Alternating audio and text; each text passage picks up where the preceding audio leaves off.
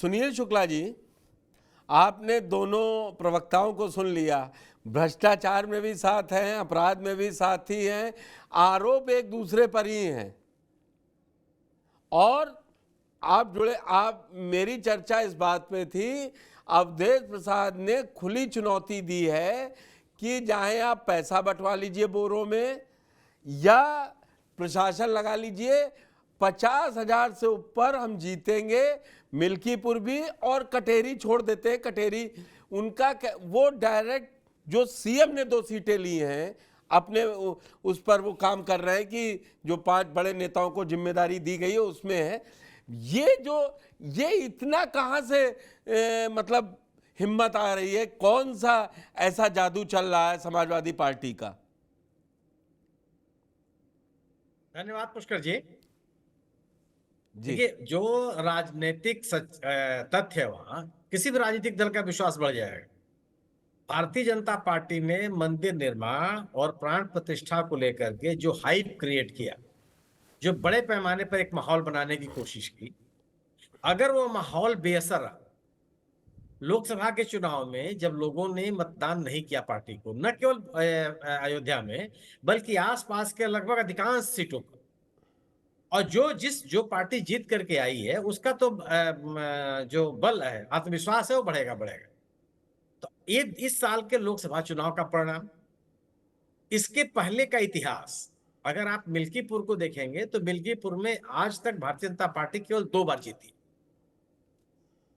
और उस लहर में भी नहीं जीत पाई है जिस लहर में भारतीय जनता पार्टी तमाम सीटों को जीती थी। कटेहरी की सीट केवल 1 बार जीत पाई है आज तक। राजनीतिक सच्चाई जो है, राजनीतिक तथ्य ये बताते हैं, और इस साल के लोकसभा चुनाव के जो परिणाम है वो सबके सामने है।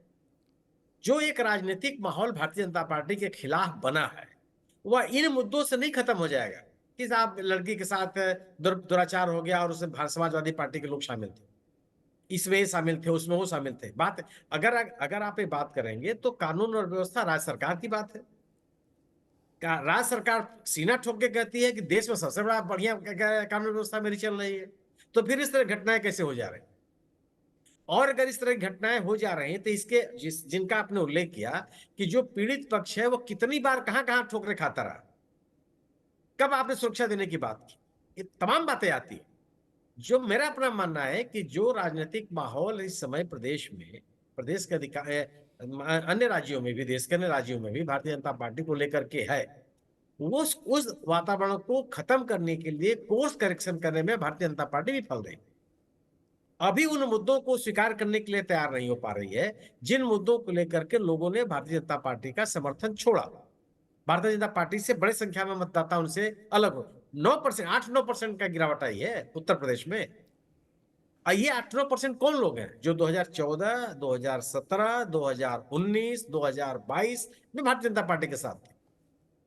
लेकिन समाजवादी पार्टी ने अपनी राजनीतिक ताकत बटोरी। 2017 में जो समाजवादी पार्टी केवल 41 सीटों पर सिमट गई थी, 2022 के चुनाव में वह 111 सीटों पर पहुंच गई।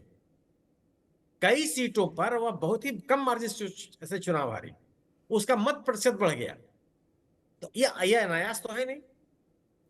जिस बात के लिए भारतीय जनता पार्टी जानी जाती है, भारतीय जनता पार्टी अपने सामाजिक समीकरणों के लिए जानी जाती है कि भले हिंदुत्व की राजनीति करती हो, चेहरा उसका हिंदुत्व का है, लेकिन वो अपने सामाजिक समीकरणों को साध कर रखती है। वह सामाजिक समीकरण बनाने में समाजवादी पार्टी सफल हो गई। वह अपने जो उसके प्रतिबद्ध मतदाता थे उससे बढ़ करके उन्होंने अन्य लोगों को अपने साथ जोड़ने का प्रयास किया। कहा जाता था कि एमवाई समीकरण से भारतीय जनता समाजवादी पार्टी राजनीति करती है, वो उससे पूरी तरह से बाहर निकल आई। केवल जो प्रथम परिवार है समाजवादी पार्टी का, उनको छोड़ के किसी यादव को टिकट नहीं दिया। अन्य जो ओबीसी जाति के लोग हैं उनको अपने साथ शामिल कर लिया। अल्पसंख्यकों के लिए इधर समर्पित नहीं हो गए, उनको भी सीटें दी, लेकिन ऐसा नहीं था कि उन्हीं को दे दिया। सवर्णों को भी अपने साथ जोड़ने की कोशिश की, और दूसरी तरफ एक एंटी इनकम्बेंसी जो बीजेपी के साथ चल रही है वो अभी भी है। हर बीजेपी अपने साथ केवल हिंदुत्व और हिंदुत्व के नाम पे ध्रुवीकरण के अलावा कर क्या रही है? आप गवर्नेंस की बात तो करते नहीं है।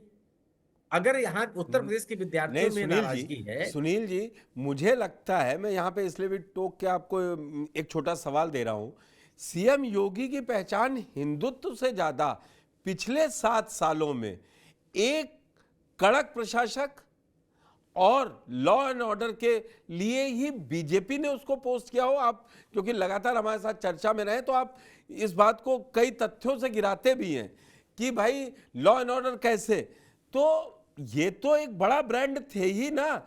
24 में फेल हो गए, मतलब 33 सीटें पे आ गए, तो वरना तो योगी जी की पहचान लोगों में यही थी। 22 जीतने का सबसे बड़ा कारण यही था कि सीएम योगी ने पश्चिम से लेकर पूरब तक लॉ एंड ऑर्डर बिल्कुल नंबर 1 कर दिया।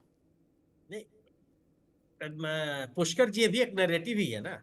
मैंने बोला इसीलिए नेशनल रिकॉर्ड ब्यूरो में अगर अपराधों को लेकर के उत्तर प्रदेश पहले स्थान पे है, महिला अपराधों को लेकर के पहले स्थान में है, तो आप लॉ एंड ऑर्डर को बेहतर कैसे कर सकते हैं? ये वही ध्रुवीकरण वाला नरेशन है, वही नैरेटिव है कि जिन अपराधियों के खिलाफ आपने, वो भी अपराधी थे, आपने कार्रवाई की, बहुत गलत है, लेकिन जिस तरीके से आपने कार्रवाई की वो सिविल सोसाइटी की भी प्रतिक्रिया है।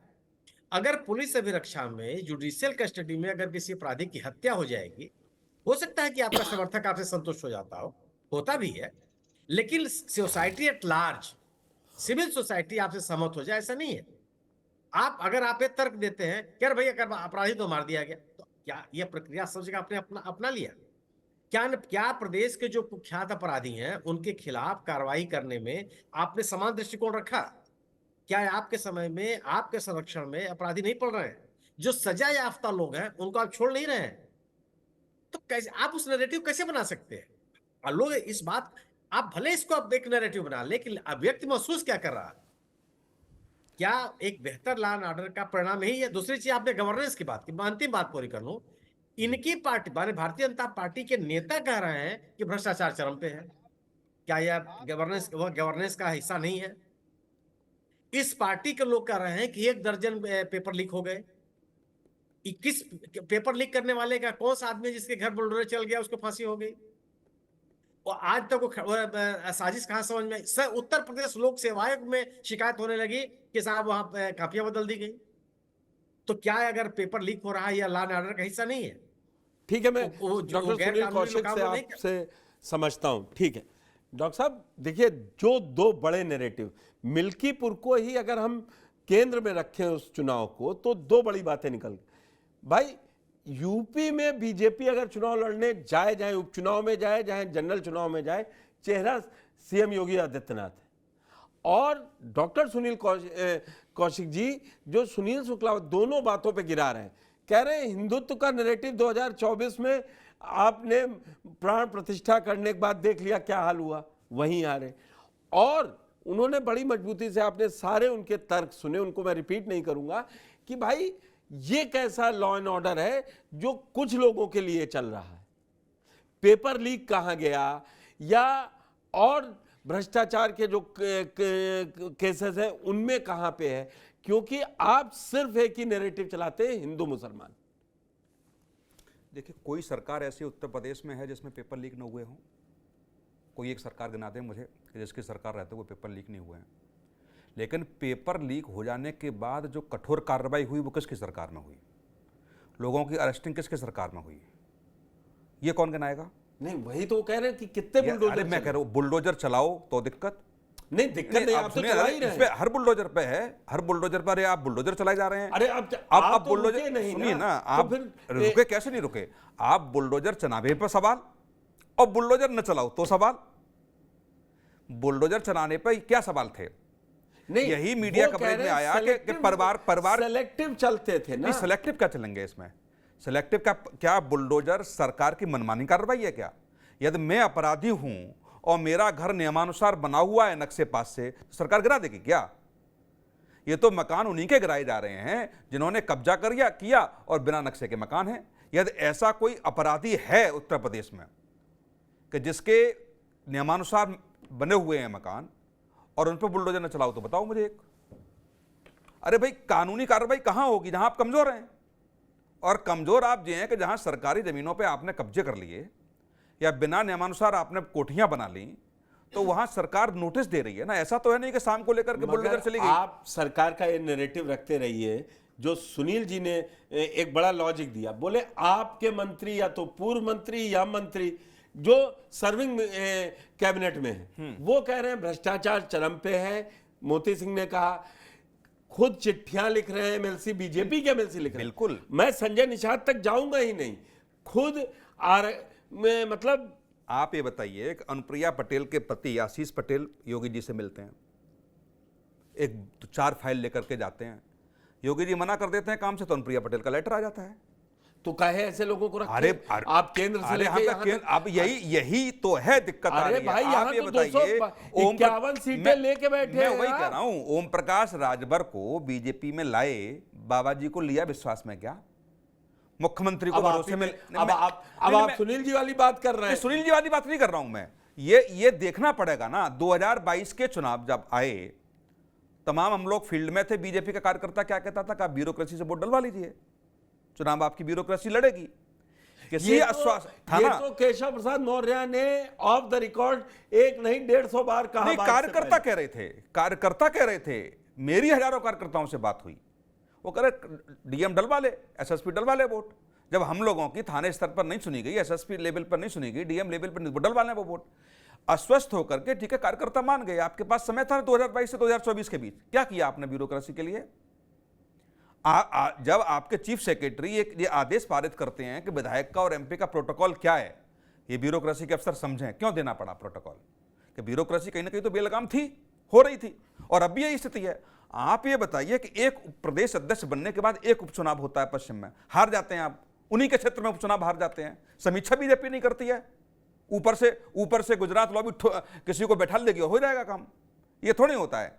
एक ऐसा व्यक्ति जो कभी चुनाव न जीता हो, आपने इतने बड़े प्रदेश अध्यक्ष की कमान आपको दे दी, और पहला चुनाव उनके क्षेत्र में वो एमएलसी रहे, वो अरे एमएलसी होना, मैं चुनाव में काम करते क्या रहे। नहीं, अरे मैं 20 एग्जाम्पल दे दूं जहां ब्यूरोक्रेसी के अफसर प्रदेश अध्यक्ष की नहीं सुन रहे थे, फोन काटे हैं। कार्यकर्ता इस बात से आहत था कि एसपी सुनने तैयार नहीं, डीएम सुनने तैयार नहीं प्रदेश अध्यक्ष की।